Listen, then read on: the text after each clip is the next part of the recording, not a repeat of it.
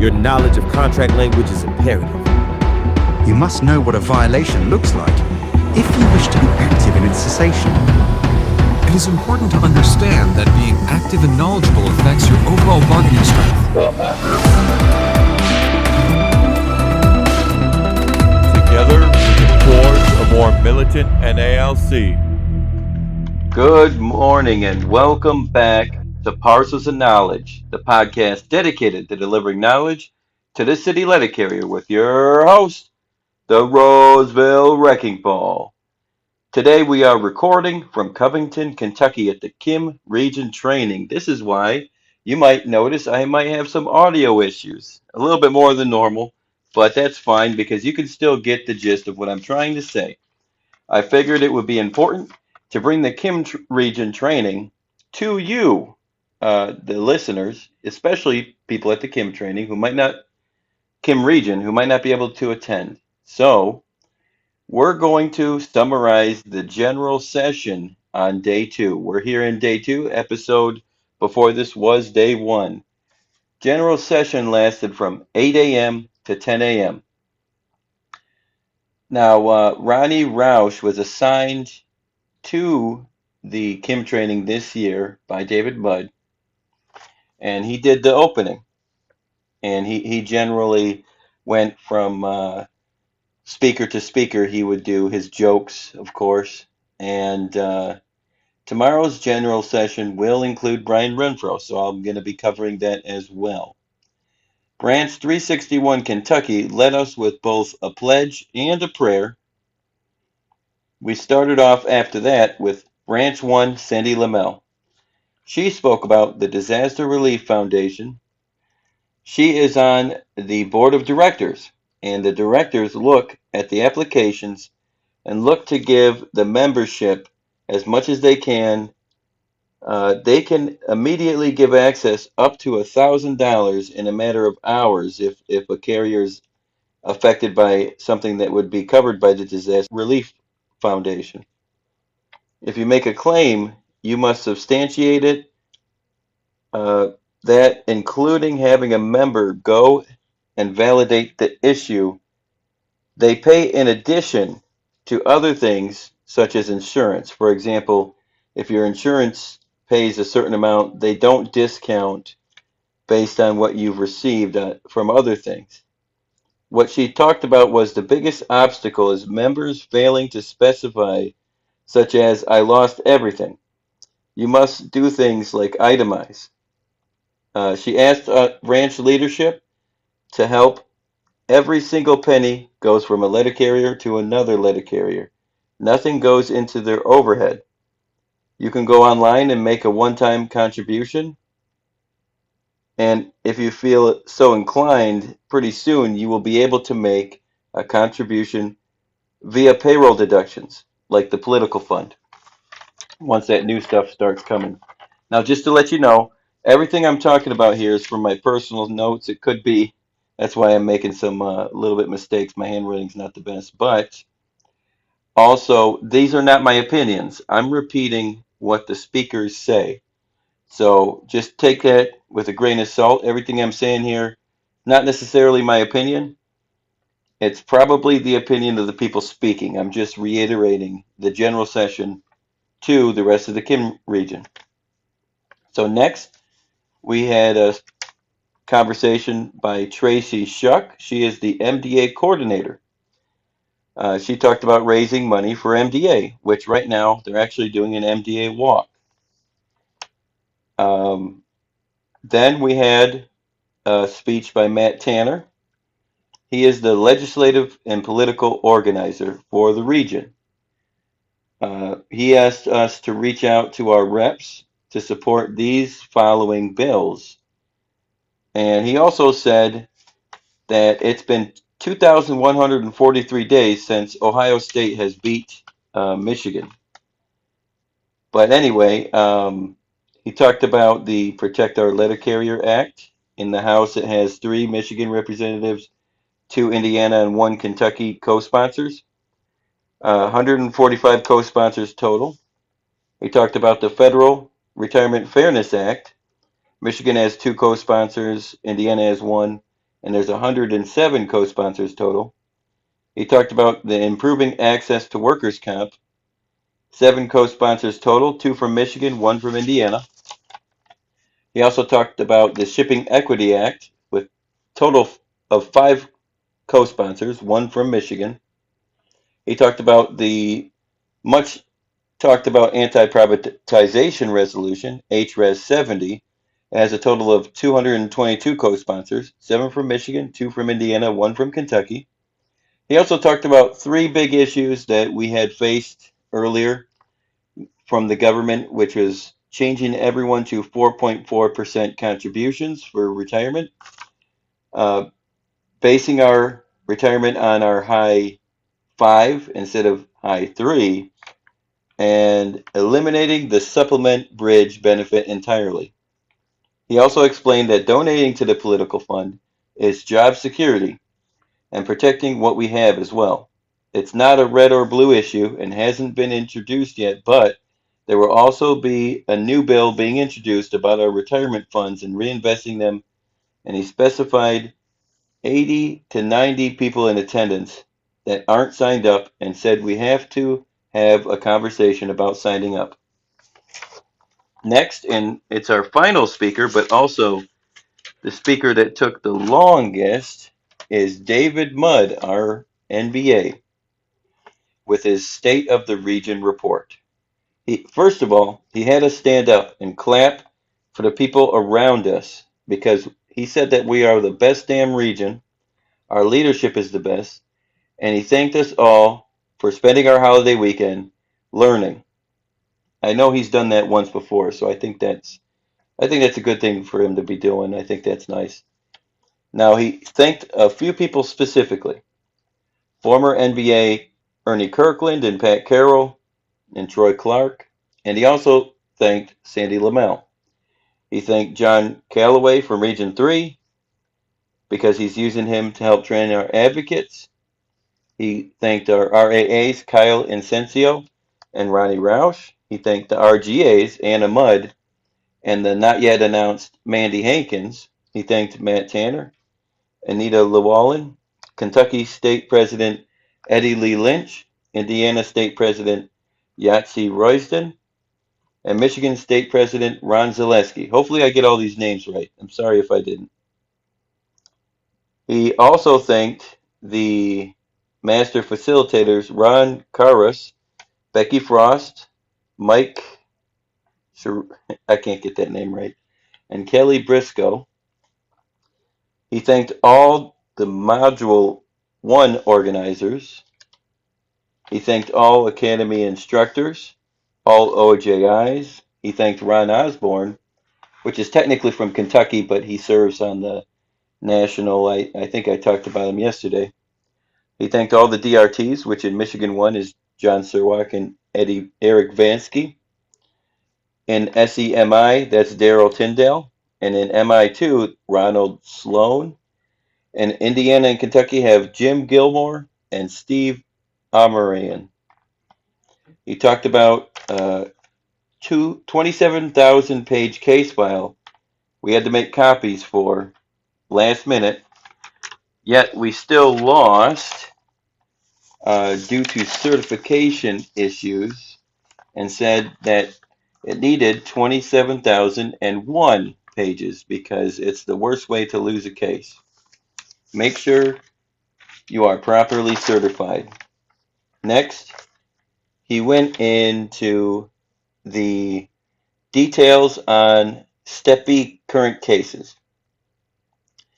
In MI1, we had what he does is he does the information between Kim training. So this would be October 24 to October of 25. In Michigan 1, we had 1,960 cases, and there's currently 148 pending. In SEMI, we had 665 cases, and 55 are pending. By the way, of that 55, 8 of them are mine. In MI2, they had 226 cases, and 157 are pending.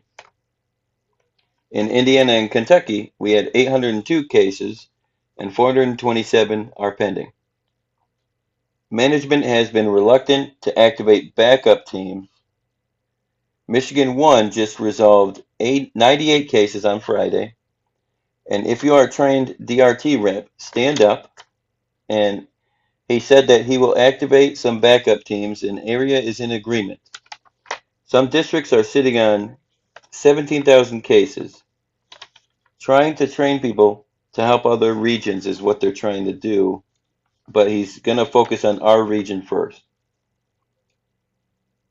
Out of all the resolves from Step B, he said that a total of 17.9% were neutral or in favor of management, 38.53% were in favor of the union, and another 43.39% were union monetary awards. So in total, that means 82% were resolved in a union's favor, with 44% paying money out. He said that you should not pay the union, you should pay the members. He dislikes paying the union when we are not harmed. All right, next he goes into the financials of the Step B resolves. In Michigan 1, we have secured 105,000, in SEMI 218,000, in Michigan 2 39,000, in Indiana and Kentucky 64,000, for a total of $472,783. Now he does talk about the fact that it's an antiquated system and the numbers are probably double. If the DRT made a mistake, he reminds us that we should send the case file to the NBA's office so they can look into it. He asked the advocates to stand up. He thanked them for the work that they've done. He says that their pre-arbing case is a lot. He said he hasn't had a whole lot of complaining about these pre-arbs, so that's good. He thanked Josh Peterson, Jeremy Swift, Chris Williams, Nicole Wheatley, and any other person he forgot to reference. In 2024, he said that Kentucky had 118 arbitrations, Indiana had 45, Michigan 1 had 74, Michigan 2 had 2, and that made for a total of 242. And in 2025, Kentucky had 72, Indiana had 67, Michigan 1 had 331, and Michigan 2 had 43. That's a total of 513. He also has some pending arbitration. In 2024, the oldest pending still was November 22, and in 2025, the oldest pending is August of 2025. He says that we have so much cases because our training is so great. He said that no other region does our training or advocate training as good as we do. And going through our training helps them for nationals training when it comes to nationals arbitration training. By the way, he also said our region's the only one that does arbitration advocate training. Most of them always send them to nationals. He said that to be an arbitration advocate, you don't have to be the smartest person in the room. For being an advocate, it's all about having a quick wit. It's somebody who's sarcastic. It's a trait that you need to have to be an advocate. Now, one thing he did is he accused us of not getting stuff for our members in LMU negotiations after complaining about Renfro's performance on the national agreement. He compared the two, although I don't personally believe they are comparable things. I think there's a lot that goes into this. It's not that simple, but he said if you want something in your future LMOUs, you need to start writing grievances to show the problem.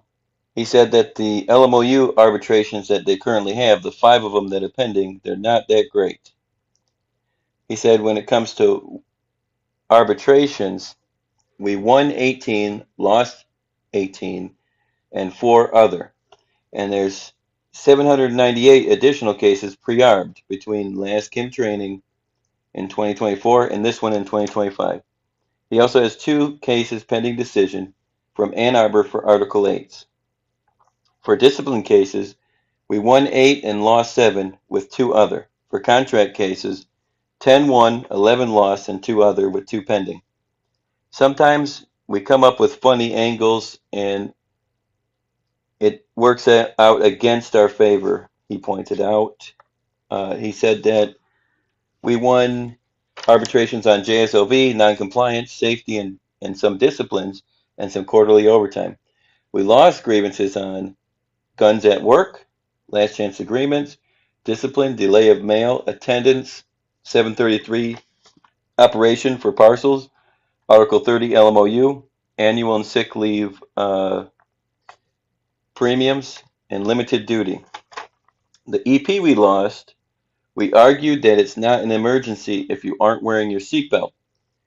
He insisted that we have to wear our seatbelts and said we should not be driving without them and we should be driving safely. He said, if you don't care about management, that's fine, but you should care about yourself. He said, it's a dumbass argument that management is responsible for your safety. He said, you can't trust them. You need to be responsible for your own safety, he said. You need to make that decision. They should give that the tools, but you need to do that for your own damn self. He also updated us with membership totals. Let's see, we got 11,385 regular members, which is a 94.55% unionization rate. We're number 5 region in the country. For CCAs, we have 1,618 members, 88.5%. We're number 1 in the country for that. Why? Well, why would we have less CCAs now? It's because we added more places in the region that are all career models. So now we have less CCAs than last time. Now our total for union members is 93.8%, which makes us number 4 in the country. It's an improvement from last year.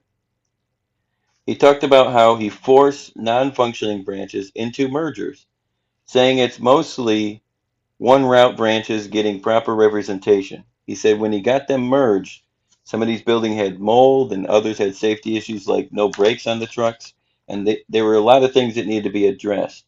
He talked about the political fund. In Kentucky, 9% pay into the political fund. In Indiana, 12.25%, and Michigan's 11.59%, for a total of 11.5% for the region. We went down from 11.67% last year. He said keep that up and Matt Tanner might need to go see if his uniform still fits. He stressed the importance of the political fund. 2015, we had 214 branches. As of today, we have 103 branches. We lost 111 branches to mergers. Majority were non-functioning forced mergers because they weren't doing what they were required to do. He talked about the trainings we have been doing, like SOS 1, 2, 3, retirement training, officers training, arbitration training, and 2-day OWCP training. He said next year's Kim is at the Somerset Inn in Troy, Michigan. He also presented plaques to people who lost their lives delivering mail. He talked about presenting these plaques. He had 2 recent ones for heart attacks on their routes. Talking to a member, he was ashamed that a member said she couldn't retire until 59 and a half. He said, how do we reach all of our members? She's actually eligible to retire in 2 months, and she didn't know. How do we reach all of our members? He said he's talked to members that don't even realize they've got a retirement from the post office. He said his ask to everybody is let's do a better job and reach out to our letter carriers. We are leaders in Region 6. Let's have these conversations. And then that was the end of the rap session. Like yesterday, I had classes to attend to today. Today I had 3 classes. My first class was on formal Step A remedies. It was done by John Calloway from Region 3 and Kyle Incencio from Region 6. He's our RAA. It was a great class. I'm going to be incorporating some of that into our future lessons, of course, just like everything else I'm talking about here. Next, I did a class that's called Story Time. This is the first time I've ever taken it. Normally, I'm turned off by classes like this.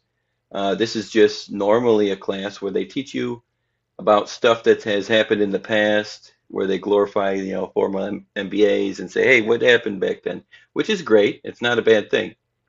But it's just not typically my interest. I'm normally interested in education in terms of contract enforcement, not necessarily some stories that have happened in the past. But this time around, they did do it a little bit differently. And I thought it was pretty fun. This time around, now this time around, they did forget to mention that shithouse lawyers came from Region 6.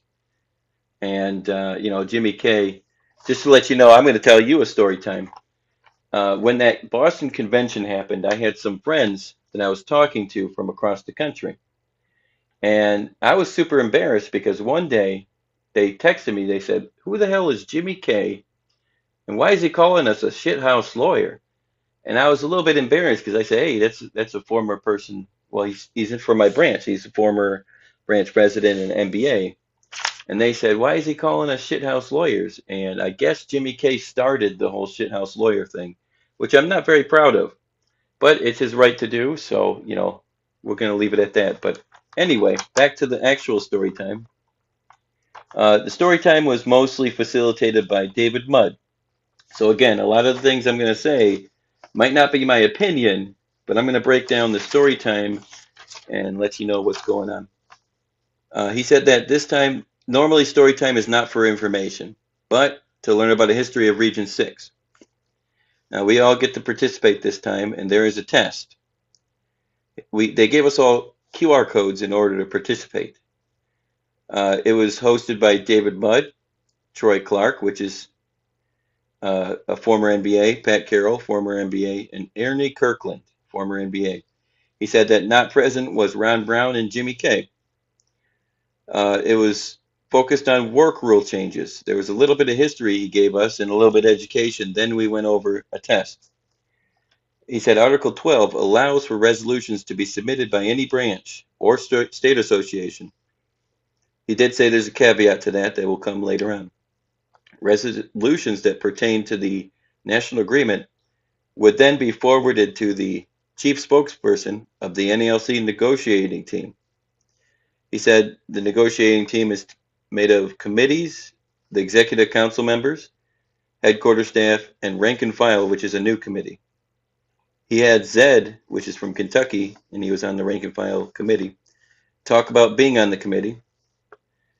Nobody knew these are some comments that they made. Some of the former NBAs, they said, nobody knew what Vince Sobrato was negotiating for in an economic package. He didn't even know until he was there. Fred Rolando preferred things on a consensus, and Bill Young was more aggressive in tone. Bill would run upstairs, talk to the service, and come back down and wouldn't tell us a thing. They claim that the main role of the president is Article 9 in the economic package. What arbitrator bears is financial condition of the Postal Service and proper model letter carriers should be compared to. What they do not hear is the MOUs agreed to and most work rules. They said that you don't want the work rules in with the arbitration so that they don't try and trade for financial work rules. They think personally that our next contract will go to arbitration. The executive council hopes we do it faster this time. David Mudd personally is on the executive council panel of Article 4, 8, and 41. He's on a subcommittee. They compare what the unions have got on these committees. For David Mudd, it would be 4, 8, and 41, comparing with the other unions like APW and the rural carriers. He said that you can email him to let him know your opinion about what should be changed in 4, 8, and 41. That's the caveat I was talking about earlier when it comes to submitting resolutions. That's one a little bit of an exception. You can let him know what you think. He thinks CCAs and PTFs should be able to have some language saying that they can say no after 12 and 60 hours. He also thinks this should apply to Article 8.5F limitations. Shouldn't we try to even out work hours among CCAs and PTFs, he suggested, in terms of like giving a CCA 40 hours and the next one 0. He repeated what he said earlier in the general session. He said, we bitch and gripe and complain about national negotiations, but we didn't secure basic language in our LMOUs. He's talking about the branches. After that, we did an interactive 17-question Q&A about when certain resolutions passed. Basically, they said, this is a resolution. Here's when it got submitted to the uh, National Convention. When do you think it got added to the contract? And the faster you answered, the higher score you got. And of course, you had to get the right answer as well to get any score. And the highest score for that day will get a prize. I personally didn't do that well. I finished like 13th place of like 50 people. But, a lot of people had fun with this. And at the end of the class, he talked about you got to show up to meetings to affect change.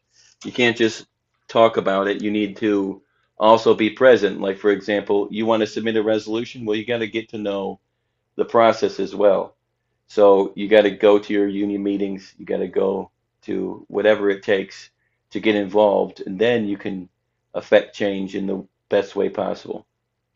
And then after that class, I went to a class about JSOV. It was a good class. It had Anna Mudd, Colleen from my branch. It had somebody from branch 1, and it had Daryl Tyndale, which is my Step B representative. And it was pretty good. They did really good job acting out things. I think they did it very well. The only gripe I have is it's all the same information from before. A little bit's changed, but it's mostly in format rather than substance. But they did a great job. The reason why that formula hasn't changed is because it was a good thing to teach back then, and it's still a good thing to teach right now. So there's really not much to add, to be honest.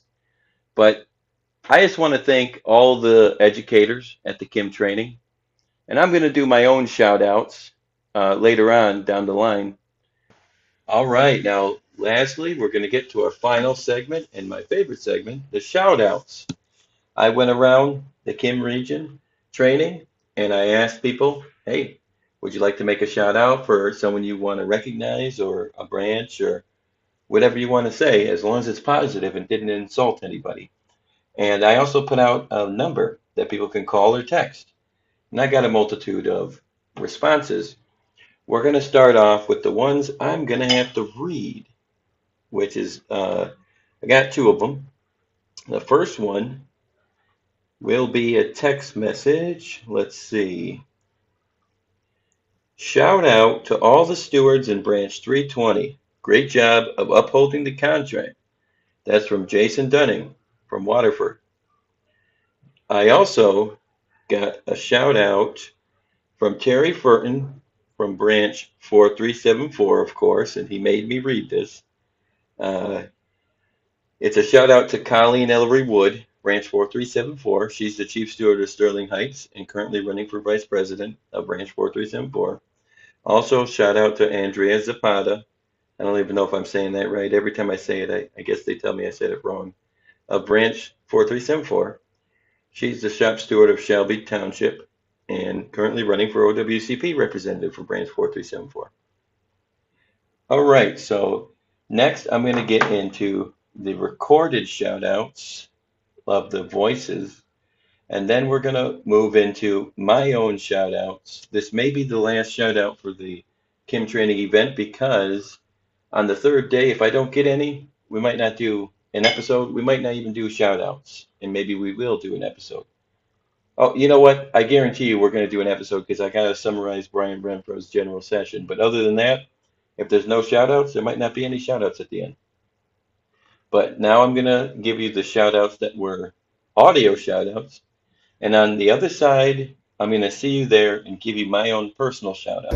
Hey, this is Ken McNeil from Summit City 116. I want to give a shout out to all the Union brothers from Summit City, Indiana, and the entire region. I'm standing here next to Walt, and hopefully he will be very active next year in this political climate. But let's shout out the CLC. Change is coming, and we're waiting for it, and we're working towards it. Thank you very much, and have a great day, brothers and sisters. Hello, everyone. This is Daryl Clay, Branch 2184's Vice President. I'd like to give a shout out to all of the Dearborn stewards, all of our stewards in Branch 2184, and a special shout out to Kim Miller and India Warren for the work that they do, and also Damon Green. Thank you guys for all your work. Have a good day. I want to give a shout out to Branch 580's president, Kathy Botner, for all she's done and the amazing work she puts in and how much she helps out her stewards and actually gives her participation in everything she tries to do for us. We are grateful stewards, and we will work our hardest to make this the best union we could possibly make it. And our leader is our number one that we get around and that supports us through everything. All right, I'm giving a shout out to the OWCP trainers. They did a good job for session 1 and 2. Go ahead. Hey, I just want to give a big shout out to my OG Warren Jackson, who taught me this mail game inside and out. One of the greatest. This is Blake Miller. I'm at Kim Region 6, and I just wanted to say that, you know, I appreciate everything that CLC is doing.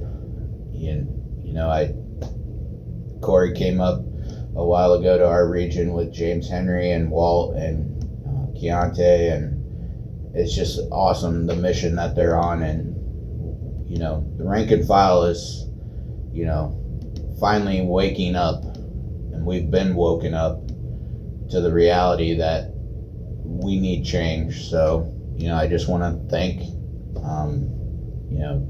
Corey, James Henry, Walt, going for a Region 6 NBA. We're tired of the status quo, good old boy, kiss-ass nature of the union politicking that it is now. We want change. So just thank you, CLC.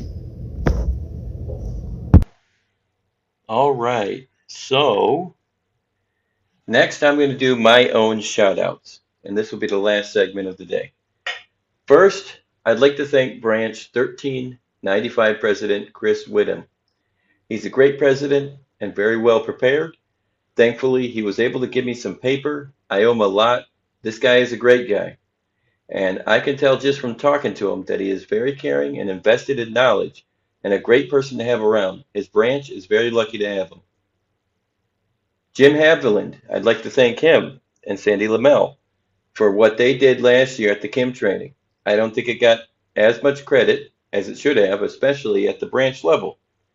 And it was last year in Indianapolis. It was the Indianapolis Kim training. Both him and Cindy Lamel made a motion to take a collection at the training. And this was for MDA, I believe. And they would match all cash contributions. They even told everybody where to find the 2 ATMs in the hotel so they could get more cash. After they did the collection, the total was $2,612. And he said he didn't like odd numbers, and he wrote a check for $3,000. Sandy, out of the kindness of her heart, matched his donation increase as well.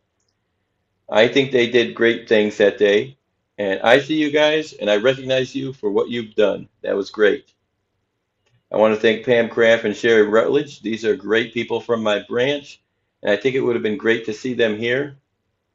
I want to thank my wife and kids for dealing with my 3-day weekend being spent here, training and doing podcasts. She's a godsend, and I appreciate her more than I can articulate in words. I want to thank everyone who actually participated in shout-outs. I think it's important we recognize people for what they've done, and it was a little disappointing to see a lot of people turn down the offer, especially because I am associated with alternative politics in the union. People like Pat Carroll just seemed like they didn't want to be associated with me. You don't need to be associated with me to put recognition of someone from your branch for what they've done. I think that was a good opportunity. A lot of people passed over for unfortunate reasons. I want to thank all you guys for listening to my podcast and getting yourself educated. You guys are the best supporters I could ask for. If you ever want to tell me anything, good, bad, or indifferent, feel free to reach out. I think it's crazy how many of you recognize me by my voice and how many listeners I have that go to Kim Training. And lastly, I want to thank the facilitators of this event and the educators for all their hard work they have put into this. We appreciate everything you guys have done. Is the Roseville Wrecking Ball signing off at the second day of the Kim Training. Hopefully, you learned something you can use today or something you find valuable. And as always, have a good night. Shout out to the Roseville Wrecking Ball. He is an Article 8 scholar, and thank God. We need Article 8 scholars right now. The Grievous Genius and the Roseville Wrecking Ball doing amazing work. Brothers and sisters, this guy is good, man. He's fucking good. And my boy Joshua, he killed it. Man, he's lockstep right now. He's killing it. You would think this guy has been around for 30 fucking years.